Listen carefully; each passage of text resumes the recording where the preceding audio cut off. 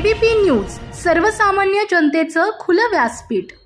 यापुढे उपचार घेण्यास लक्ष्मण हाके यांनी नकार दिला आहे। तसेच डॉक्टरांकडून तपासणी करण्यास देखील नकार दिला आहे।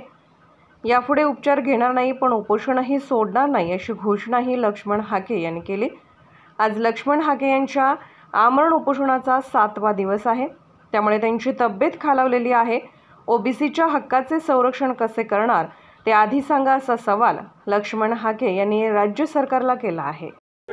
सर, मला काय सांगाल, तुम्ही उपचार घेण्यास नकार दिलेला आहे, काय मागणी आहे तुमची? गेली 7 दिवस आपण मागणी करतोय आणि ओबीसीच्या हक्काचं कसं संरक्षण करणार आहे तेवढा मला लेखी पाहिजे, बाकी काय। तुमची प्रकृती आता खालावलेली असताना सुद्धा तुम्ही उपचार घेण्यास नकार दिलेला आहे, तुम्ही उपचार घेणार नाहीत का? मी पाणी पितोय दिवसातून 2-3 टाइम, म्हणजे 2-3 ग्लास पाणी पितोय।